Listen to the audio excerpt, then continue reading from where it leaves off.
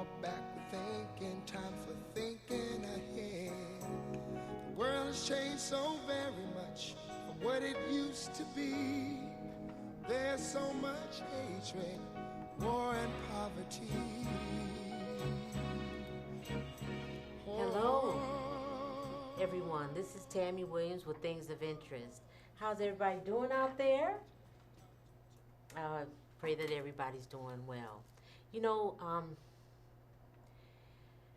we as African Americans and minorities have to be very diligent about our vote. We have to purpose to vote, make sure we vote and everybody around us can vote.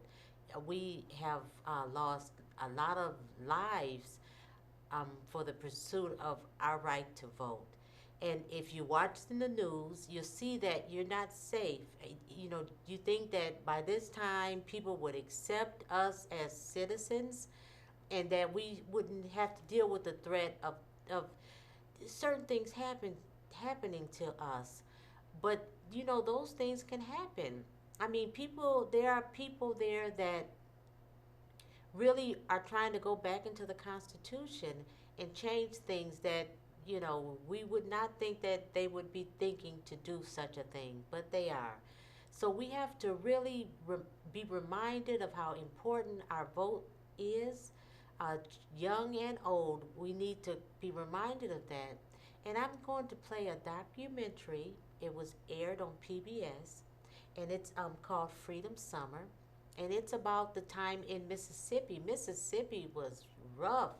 I think after the Civil War, this is just my opinion, that all the people that, you know, resented and wanted, you know, the slavery and things like that to stay into existence, I think they all went to Mississippi, because Mississippi was, you know, a hard place to live. Even Nina Simone says, you know, she wrote a song, Mississippi, goddamn. I mean, Mississippi was rough. And so because it was such a hard place for African Americans to live, they was SNCC. For those of you that know that SNCC was the organization that was founded before the Black Panthers. SNCC was very active at the time. And the coordinators got together and they came up with the idea of having students, white students, and some African American students from all over come down to Mississippi to help register African Americans to vote. So I won't reveal a lot more to you, but I am going to play some of the documentary, and it's called A Freedom Summer, and I hope that you enjoy. Freedom train a-comin', hear that freedom train a-comin'. Well, hear that freedom train a-comin'. Spending a summer in Mississippi taught me a lot about this country. My high school social studies teacher taught me that we all have rights. Mississippi summer taught me that we didn't all have rights. They'll be coming by the thousand. When we began to go to Mississippi, the black people we met there were not interested in lunch counters. They weren't interested in sitting in the front of the bus. There were no lunch counters. There were no buses. They wanted to vote. It'll be carrying registered voters. It'll be carrying registered voters. I just made up my mind that I was going to be a registered voter. I never wanted to be a politician. I just wanted the right to vote. I don't want the nigger as I have known him and contacted him during my lifetime to control the making of the law that controls me, to control the government under which I live. I don't think people understand how violent Mississippi was. Terrorism led black people to the obvious conclusion. If they try and vote, they're messing with white folks' business, and they can get hurt or killed. We hope to send into Mississippi this summer upwards of 1,000 students from all around the country who will engage in what we're calling freedom schools, community center programs, voter registration activity, and in general, a program designed to open up Mississippi to the country. The burned-out station wagon in which the 3 civil rights workers were last seen has been processed by FBI laboratory investigators. I knew it was going to be bad. I didn't dream for a minute that people would be killed. But it was always in the back of everybody's mind that bad things were going to happen. So it was terrifying. But if you cared about this country and you cared about democracy, then you had to go down. I'm going down the Mississippi. Oh, I'm going down a southern road. And if you never see me again, remember that I had to go. Remember that I had to go. The Student Nonviolent Coordinating Committee, a militant group in the South with support from other major civil rights organizations, is readying a massive program called the Mississippi Summer Project, a campaign that may have no parallel since the days of Reconstruction.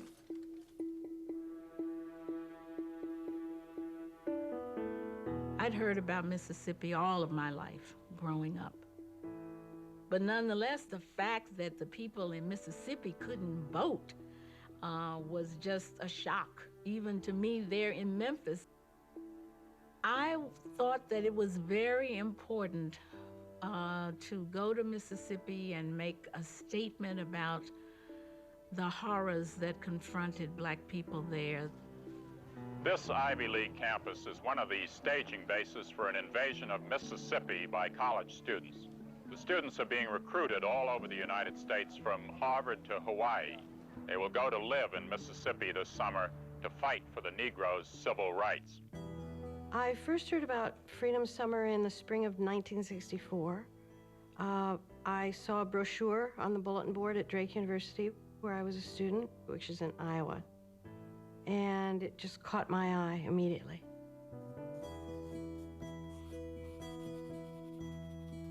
I had been making drawings for corporations and colleges, and my wife, June, felt very deeply about the injustice in the country, as did I. So we decided that I would take my skills as an illustrator and go to Mississippi. I was 20 years older than they were, but I was part of the group. My job was recruiting. Students heard about the project, either through me or the campus newspaper. Then they contacted us for an interview and for an application. I'm a junior at Queens College majoring in anthropology. My schooling so far has been oriented toward history, and I have a good knowledge of current affairs. Finally, I have a good deal of experience with racial and religious prejudices in the North and South. Andrew Goodman. I have just returned from a spring project on a voter registration drive in Raleigh, North Carolina, where I was filled with an overwhelming desire to clean the rot out of America. All I can say is that it's very important to me that I play my role in civil rights for the U.S., and most of all, for myself. Linda Wetmore. We were looking for people who believed that this was important, who would be respectful to the black community, who were not nutcases, who were not divas, and who were not people who were going down to show the world how great they were. This was a majority black organization with black people telling white people what to do. Now, Phil, let's say you're in Mississippi and Bob Moses, who's the director of the project, comes over to you and says, Phil, will you spend the next 4 weeks typing index cards or some other task that you might not care for very much? What would you react? How would you react to that? I would certainly say yes, but I do hope that I can participate more actively in the movement if this is where he wants me to be. Of course, that's what I'll do. We turned down people. There were many more people who wanted to go.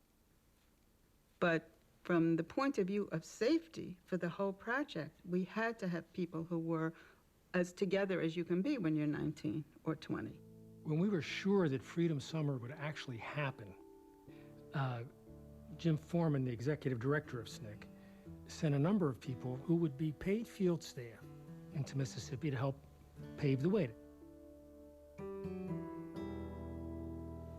Part of the application process to be considered as part of the field staff was to write a letter of application. And this is part of the letter that I wrote. I wish to become an active participant rather than a passive onlooker. As my husband and I are in close agreement as to our philosophy and involvement in the civil rights struggle, I wish to work near him in whatever capacity I may be most useful. My hope is to someday pass on to the children we may have a world containing more respect for the dignity and worth of all men than that world which was willed to us. For these students, it will be a longer, hotter summer than for almost anyone else in this country. But they believe their project will be the breakthrough in the civil rights battle. Their motto, crack Mississippi and you crack the whole South.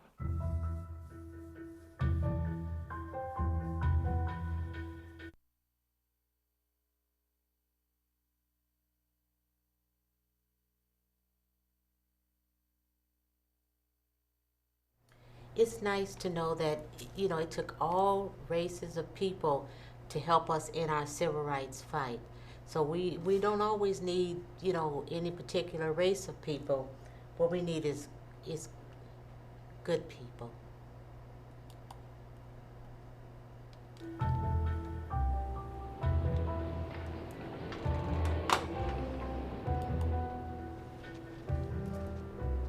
From an early age on, I was told as a young black boy, if you see white people walking down the sidewalk, especially if it's a man, you step off to the side and drop your head until he passed by, because if you didn't, he might consider that to be disrespectful, and he might hit you, he might kick you, he might beat you.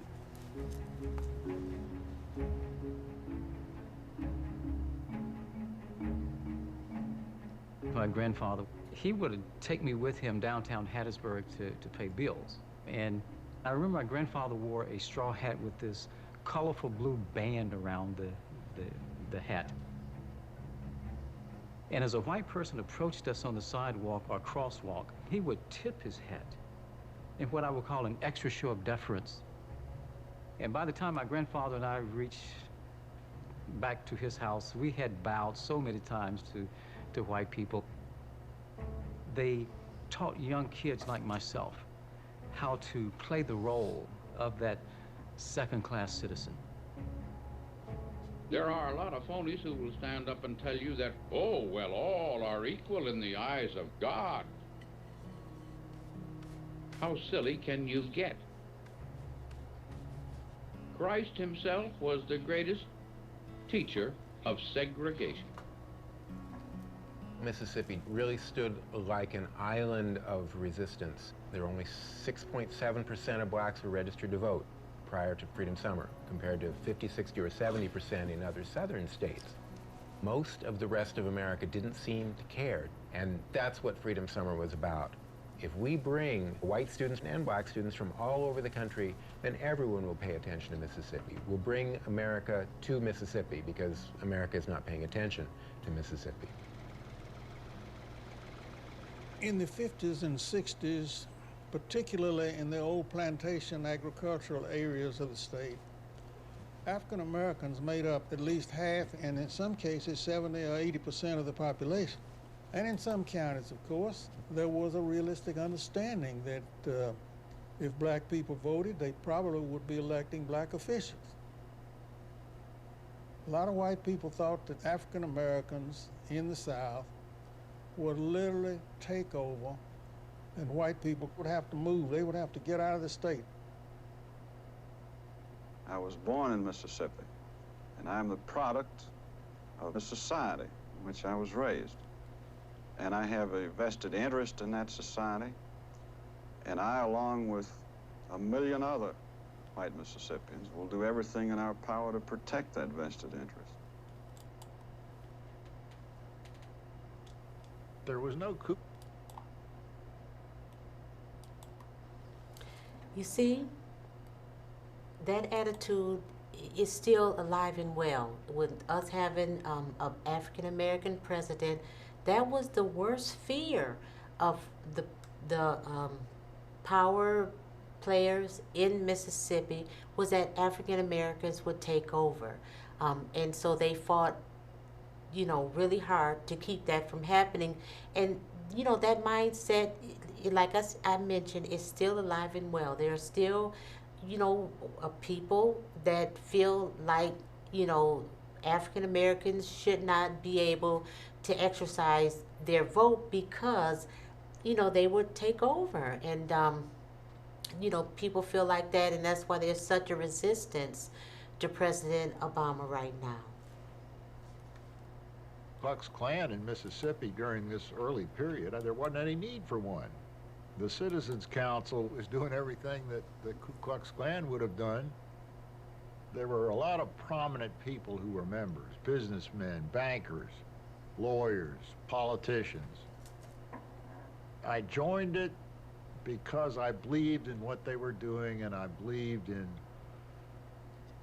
trying to preserve the society in which we live. This is the Citizens Council Forum, the American viewpoint with a Southern accent.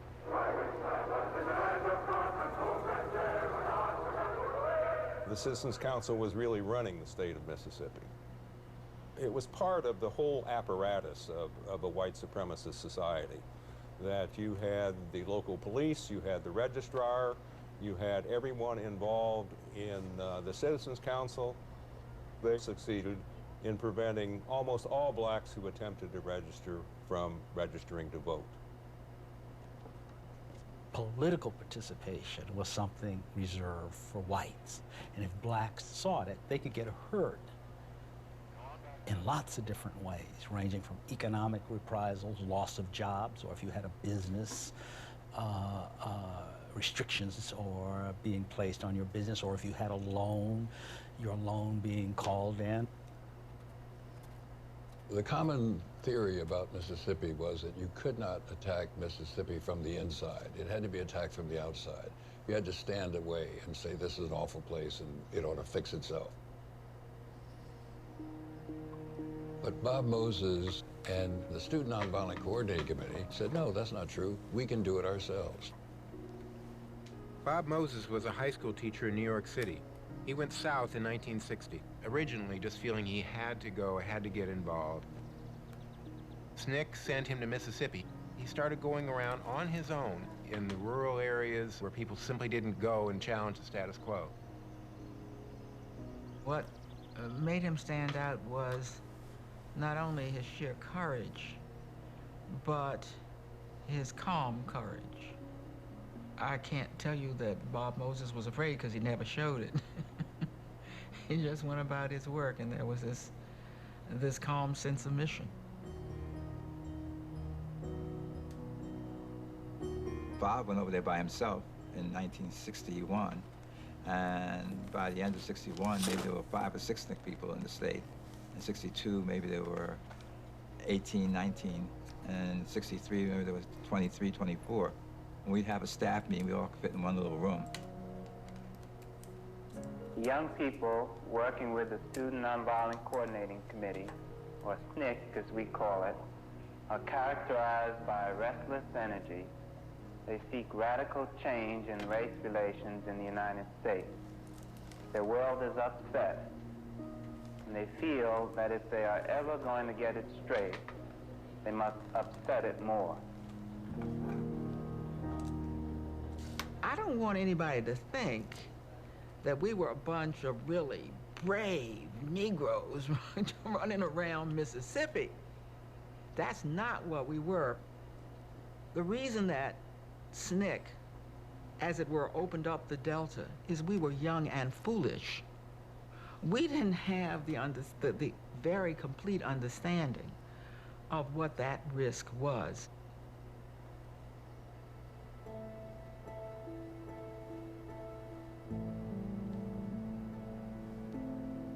But what impressed me was that there were black Mississippians who did know how dangerous it was. Well, we met this cadre of older people who had been fighting. They were eager for our help and glad we were there. They knew that the key to unlocking Mississippi revolved around the vote. And the access for black people to power at that time has got to be through the vote. What was useful was that I was open and accustomed to listening. What we were trying to do was to organize these communities to take possession of their own lives. For the last 100 years, the ability of black people to control their own destiny had been taken away from them. You know, the right for African Americans to still control their lives with a vote is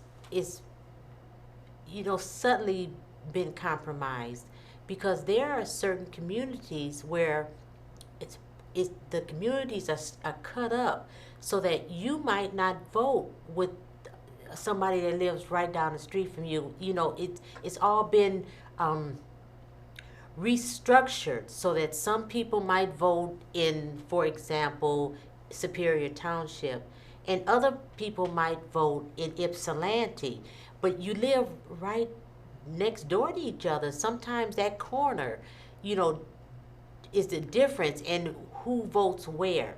So, we still have to be very mindful of what's happening around us. There's still a lack of control and power. But as you hear, the vote, then like now, is very important.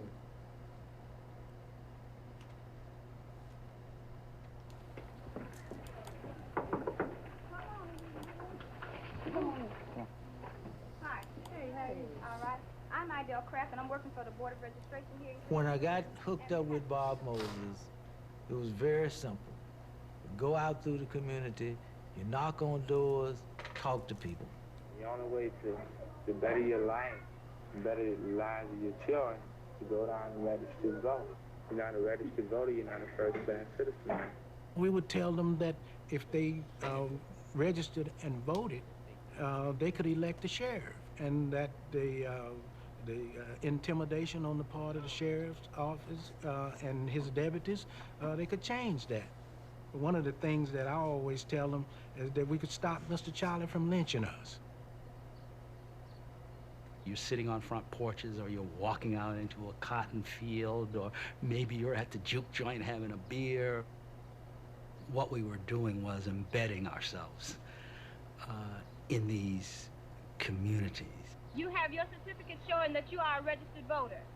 They haven't given it to me yet. Well, you aren't a registered voter, Miss. We want you to come down to the courthouse tomorrow. Immediately, what you found out you were dealing with was fear. So why not go tomorrow? We will furnish your transportation, so that's no excuse. They would say, "You're right, boy. We should be registered to vote." But I ain't going down there to mess with them white people. Would you like to go through both of these morning phone stations? No. we did not get a large number of people to try and register to vote. And then within that small group of people who did try and register to vote, very few of them actually got registered to vote. Other people are standing in the courthouse. We can't see why we have to stand out here in the rain in order to register to vote. Denial of our constitutional rights. Your section of the Constitution that I choose for you is number 48. The registrar had total control over who was accepted and who wasn't. The voting form was one of the most complicated you would ever have, and as part of that, each person would have to interpret a section of the state constitution. We had people who taught in colleges. We had people with PhD, master degrees, and all, and they couldn't pass. You had to be white. No, Jennings, you didn't pass. If you see there, you didn't fill out, but just look there. You just filled out that part, and look, you didn't write anything in there. You didn't pass it. Sometimes a sheriff would walk into the room while they were taking the voting test and say, "Annie Mae, don't you work for my mother-in-law? My mother-in-law would be horrified if she knew you were taking this test. Now, Annie Mae, I'll tell you, if you'll just put that paper down, I'll tear it up and I won't tell my mother-in-law." In some counties, when people went in to register, why their names would appear in the newspaper the next day. That could have recriminations for all members of their family. It could mean they would lose their job. There were real consequences to taking this risk. It wasn't simply that you would go down and get turned away.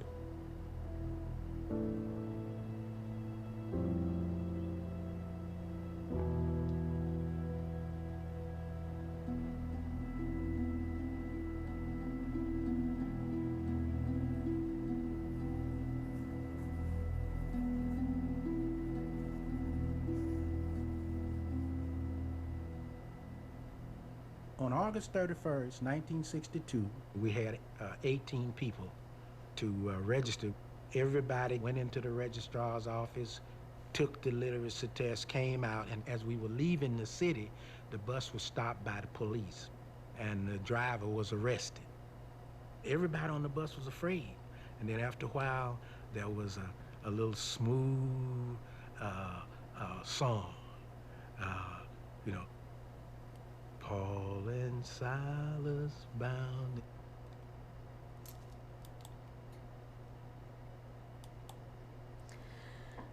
Wow, you know, watching that again with you all, you know, it just brings back a lot of confusing and convicting and, you know, unhappy, and all those memories, all those feelings. I mean, you know, we grew up with our fathers and our mothers and who, you know, grew up in the South and had a lot of the ways that they talked about being beholden, having to, you know, move to the other side of the street and things like that. And what's interesting about this, that it happened in 1961. That wasn't a long time ago. So, you know, things that we've come a long way in a short amount of time. But we still have to be careful. We still have to be mindful of our right to vote and exercising that. And, you know, all minorities, African Americans and other minorities. And, you know, sometimes it's just not about the color of a person. It's the heart and, you know, the intent of a person. And the students that came down to the Freedom Summer, you know, were very, very special people. Now, you stay tuned. This is Tammy Williams with Things of Interest. You all know the times we come on. Tuesday at 8:30 and Thursday at 3:30. And this is our email address. And I want you to stay tuned because we're going to bring another part of this next week. So stay tuned and, you know, watch some more of the Freedom Summer with me. I really, really would appreciate it, and I look forward to being before you.